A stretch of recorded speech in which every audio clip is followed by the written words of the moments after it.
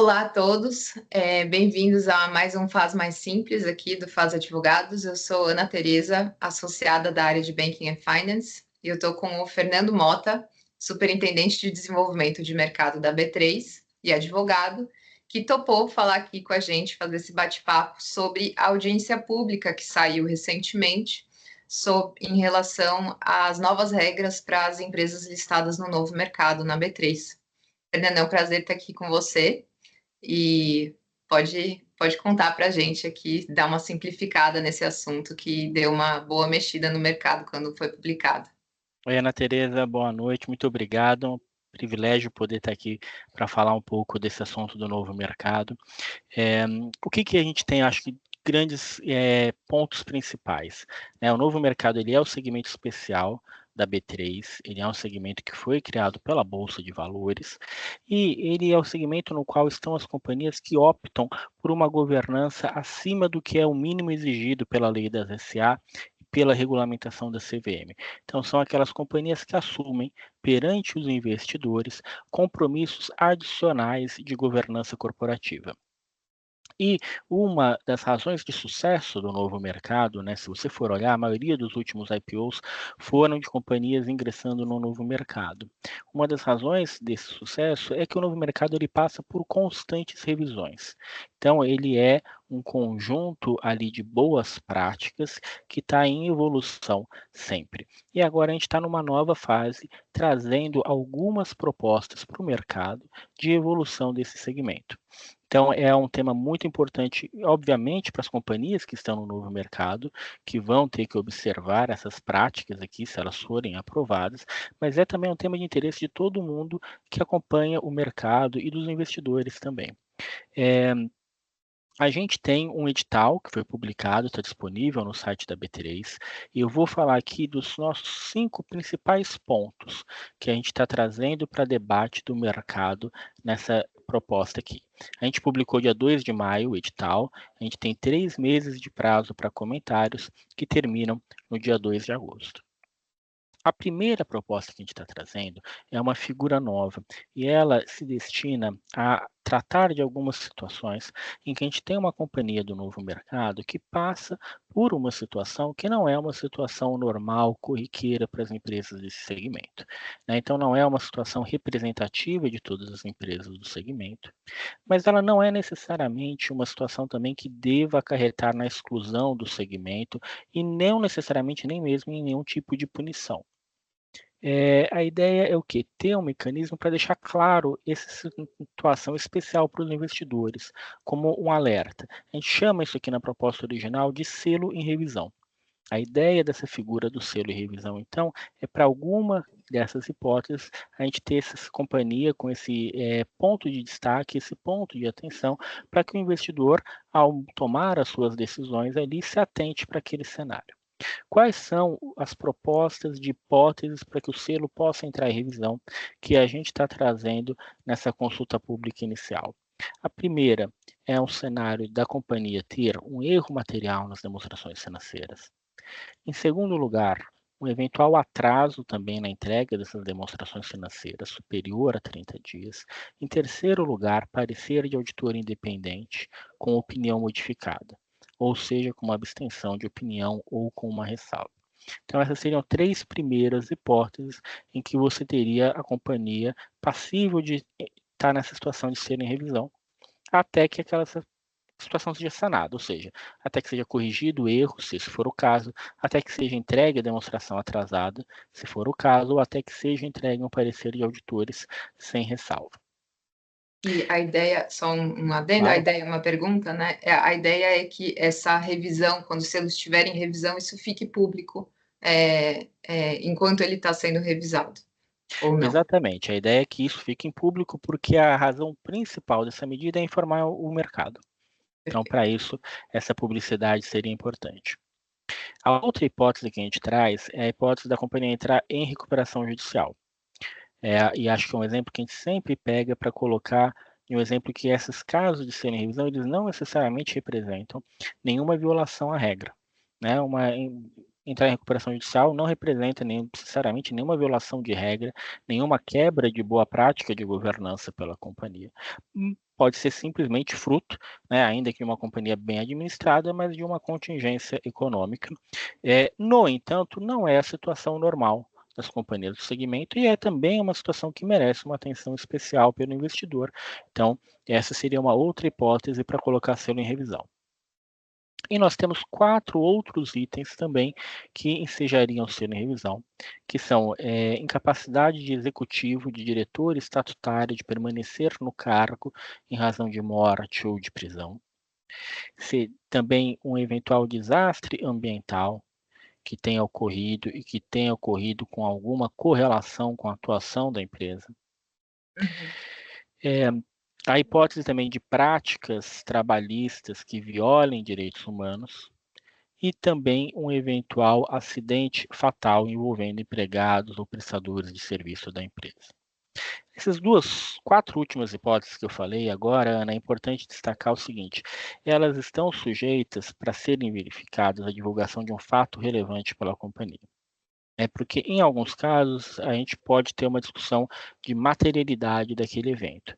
E a ideia aqui, como a gente está falando de assuntos, matérias relevantes para o investidor, a gente vai ter muito esse conceito de materialidade, de um evento que tem uma amplitude para influenciar a decisão do investidor.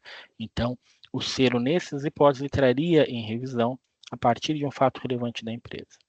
E sairia quando ela divulgasse ali uma análise do ocorrido em um plano de tratamento do evento e de prevenção de outros casos no futuro. Divulgasse para o próprio mercado também, não Exatamente. apenas para a própria B3, né? Exatamente, divulgasse para o Perfeito. mercado também. De novo, a gente está aqui com uma medida que é essencialmente de disclosure, né? Dar o disclosure, chamar a atenção do investidor para aquele cenário, garantir que ele receba a informação necessária ali para continuar. A ideia é que seja sempre um procedimento temporário, né? Você vai ter ali o selo em revisão até ocorrer esse evento que acarreta a retirada dele desse status de revisão. Perfeito. E um comentário também, se me permite, como quem está assistindo aqui não necessariamente é da área, né? É muito comum e a gente tem visto nos últimos anos iniciativas da CVM, da B3 em relação a critérios ESG, de disclosure, mas sempre iniciativas muito particulares e focadas e muito específicas de ESG. É interessante ver que agora esses 4 últimos selos, por exemplo, tem tudo a ver com essa área e estão inseridos nessa audiência pública, cujo tema não é essencialmente, né, melhorar necessariamente, focar em critérios ESG, mas você já está tendo essa atuação muito intrincada, que praticamente não dá mais para você separar uma coisa da outra, né? Então, não é a regra ESG, é a regra do novo mercado. Esses selos já estão misturados com outros selos que não necessariamente versam sobre a matéria, mas que os fundos, né, os investidores institucionais, por exemplo, ou mesmo investidores pessoa física que têm essa preocupação, já consegue ver em vários aspectos do disclosure da companhia esse tipo de sinalização, né? É um excelente ponto, porque no ESG, né, a gente tem ali a questão ambiental, social e de governança, e talvez nos últimos tempos a gente tenha tido o debate um pouco dominado pelas primeiras 2 letras, né, mas quando a gente fala de novo mercado, a gente está falando de governança na sua essência. Exato. E de fato, esse aqui é um exemplo perfeito dos 3 temas juntos. Esses pontos que a gente traz para a discussão são pontos que eles não necessariamente representam uma quebra de regra de novo mercado, mas são pontos que também a gente não pode falar que eles são estranhos à governança, né? Eles claramente têm uma conexão, ainda que às vezes, em alguns casos, você não tenha necessariamente nesse ponto aqui uma vinculação direta de um fato com alguma regra do novo mercado, mas você tem todo ali um conjunto de boas práticas que tem que ser considerado e levado em questão. Exato, é a horizontalização do tema, né, ao invés de tratar como algo vertical sempre. Beleza, Fernando. Maravilha. Acho que o nosso próximo grande tópico aqui são 3 medidas relacionadas a conselho de administração. Tá? A primeira é a gente trazer para o Brasil uma regra de overboarding, ou seja, uma regra de ter um limite de conselhos de administração que uma mesma pessoa pode ocupar. Hoje não existe esse limite. A gente tem em diversos outros países ou diversas recomendações de melhores práticas, né? Uma recomendação de ter um máximo de 5 conselhos ocupados por uma mesma pessoa, pensando sobretudo na disponibilidade de tempo para exercer bem aquela função de conselheiro de administração de uma companhia de novo mercado. Então, a gente tem essa proposta base de um limite de 5. Tem algumas regras específicas, né? Acho que quem tiver interesse pode depois verificar na audiência, que ajustam esse limite para alguns casos especiais de pessoas que ocupam certas posições que demandam mais tempo também. A gente tem também uma proposta de revisar o número mínimo de independentes. Hoje, a gente tem um mínimo de 20% de conselheiros de administração que, pelo novo mercado, precisam ser independentes. O que acontece? A gente teve uma mudança na lei da SA, que foi regulamentada pela CVM, e esse limite de 20% passou a ser aplicável a todas as companhias abertas.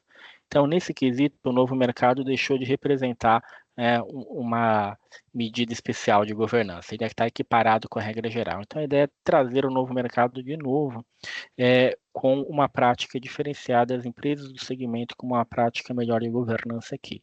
Nossa proposta nesse tema é aumentar para 30% o número mínimo de independentes nos conselhos de administração.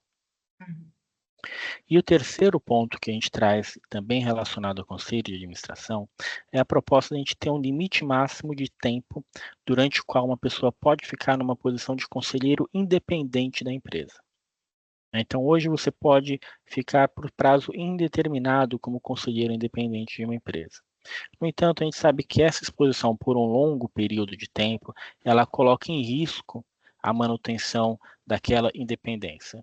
É claro que tem casos que ela pode continuar existindo, né? A gente não pode chegar e dizer que neste ou naquele caso, todos os casos, esse período afeta a independência.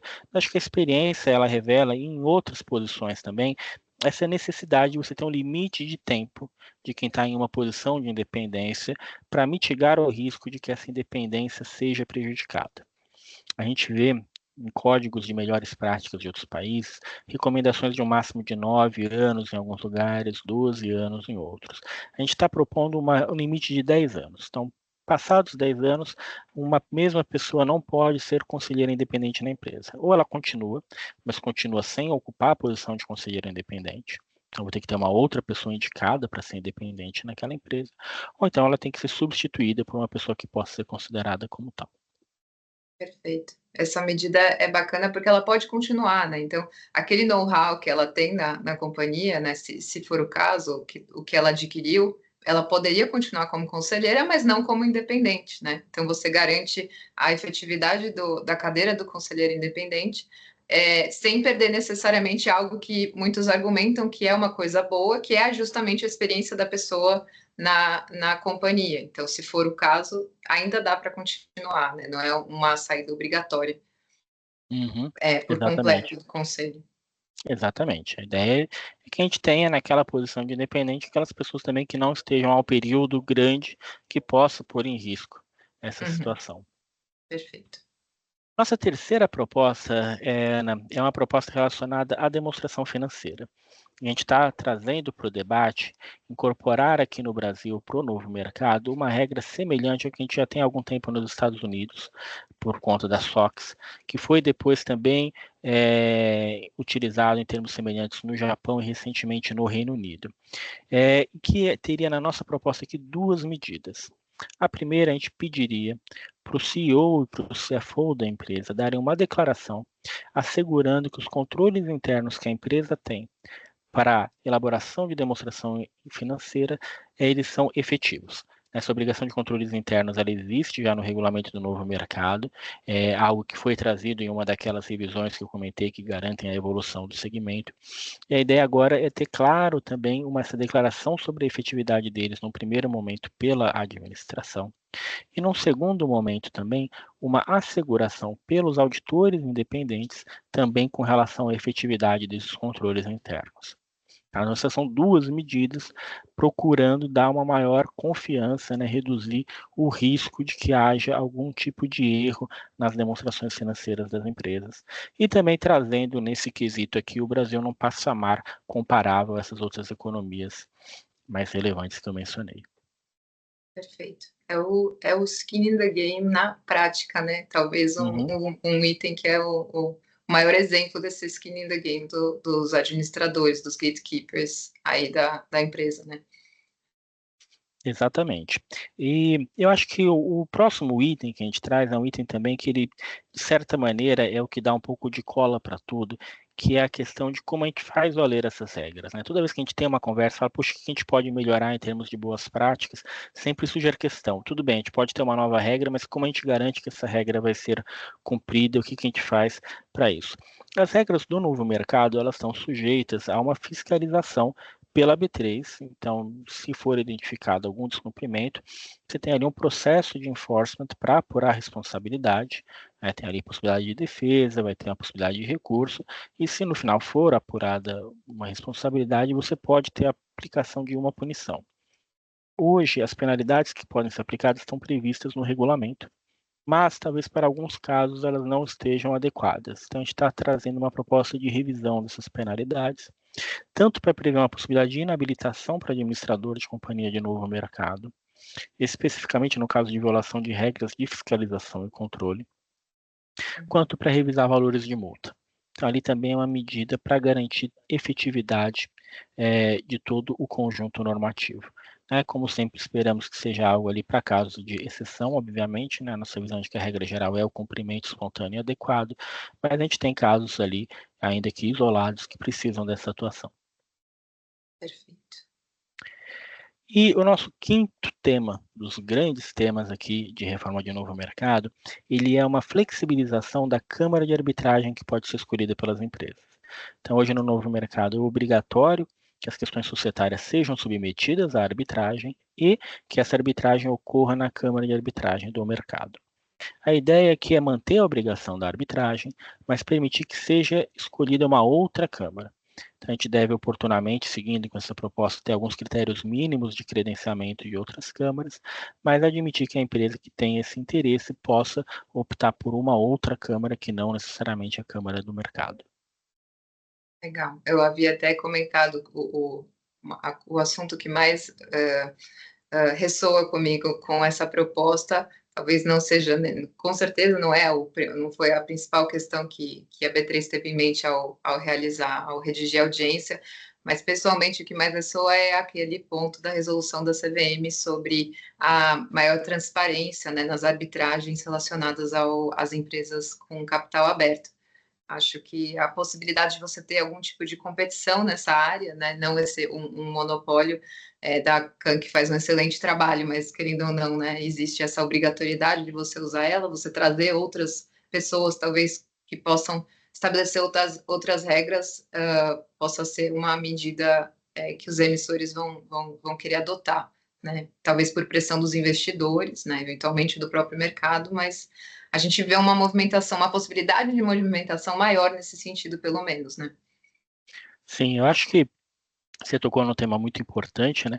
A gente tem essa previsão da CAM, ela está aqui praticamente desde que a arbitragem foi julgada constitucional no Brasil, que não foi há tanto tempo assim. Então, a gente tem aqui, acho que um cenário hoje de uma maturidade do Instituto em que faz muito sentido fazer essa flexibilização.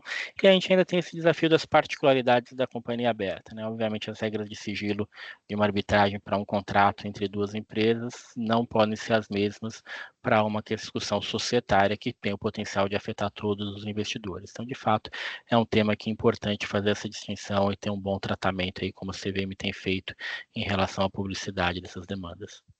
Perfeito. E, Fernando, a gente vê, né, que você falou dos 5 principais pontos, tem outros pontos ainda na audiência pública, mas todos eles muito, talvez a coisa que a gente mais falou aqui foi full disclosure, né, iniciativas de disclosure, todos muito nessa toada, vamos fazer aí 100 anos de Blue Sky Laws e elas nunca se fizeram tão presentes e tão importantes realmente como a técnica principal de regulação do mercado. E nesse sentido, eu queria te perguntar sobre como vocês veem a participação dos investidores institucionais, né, que estão sempre ligados nisso, os fundos de investimentos, os gestores, precisam desse subsídio, né, precisam dessas informações para realizar o trabalho deles de escolhas de investimentos e o incentivo de vocês, né, eventualmente, para que eles participem da audiência, a importância deles participarem. Perfeito. Eu acho que esse é o ponto super importante, né? Porque quando a gente fala em disclosure, a gente pensa muitas vezes só na transparência, mas a gente tem a transparência e a facilidade de usar a informação. Então, o novo mercado, do jeito que ele está estruturado hoje, ele te dá transparência em alguns aspectos, mas ele também te dá uma informação muito simples, que é a informação de todo o pacote de direitos adicional que você tem como investidor quando você entra numa companhia do novo mercado. Então, a gente até fala, a companhia pode colocar tudo aquilo no seu estatuto social? Tudo não, mas uma boa parte ela pode ter, mas ela não vai ter ali o selo que é o que mostra para o investidor desde já esse pacote. E é o investidor também, ao reconhecer o valor disso e privilegiar essas empresas no momento de investir, né, um dos grandes destinatários dessas regras. Né? Não porque ele vai estar ali obrigado, mas porque são direitos muitas vezes ali relevantes para ele na sua decisão. Então, para a gente é super importante ouvir não só, obviamente, das companhias, mas também dos investidores. Não só sobre essas propostas que a gente fez, o quanto elas são adequadas, o que pode ser ajustado, o que pode ser melhorado, mas também sobre outros temas que deveriam ser considerados para o novo mercado, seja para essa reforma, seja para uma outra reforma futura. Então, fica sempre aqui na B3 o canal aberto para receber esses comentários, tirar qualquer dúvida e fazemos o pedido mesmo de que tenha essa contribuição. Legal, Fernando.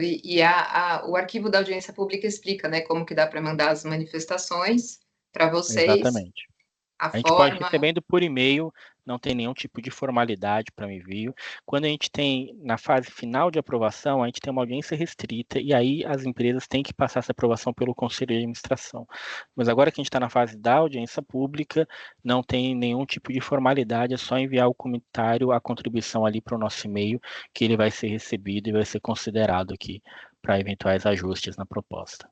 Legal, maravilha. Então, também não precisa necessariamente contratar um escritório de advocacia para fazer uma manifestação, né? Fazer toda aquela coisa como se fosse uma petição inicial, eventualmente, porque eu vejo trabalhando com fundos de investimento, às vezes até teria algo a agregar, algo a comentar, algo a perguntar, a sugerir, mas acha que tem que fazer um mega documento e só de pensar no trabalho, às vezes a pessoa acaba, né, a instituição acaba deixando de lado. Claro que queremos que enviem boas sugestões, né, trabalhos, documentos bem feitos, mas não precisa também ser, né, ter todo esse peso por trás dessas manifestações.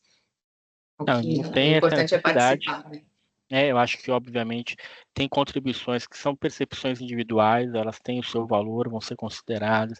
Acho que em muitos casos particulares de experiências, situações específicas de companhias também é interessante a gente ouvir. Agora, também, obviamente, comentários que possam ter ali uma outra base, todos vão ser bem recebidos aqui e considerados para a nossa proposta. Maravilha. Então, acho que cumprimos a nossa missão aqui de tentar simplificar um pouco mais esse assunto. Fernando, B3, está à disposição nos canais institucionais para responder quem tiver dúvidas. Nós aqui também do FAS Advogados, da equipe de Banking and Finance de Societário, estamos à disposição. Muito, muito obrigada, Fernando, novamente pela sua participação, pelo seu tempo aqui com a gente. Eu que agradeço, Ana. Muito obrigado. Tabata, acho que encerramos. Pessoal,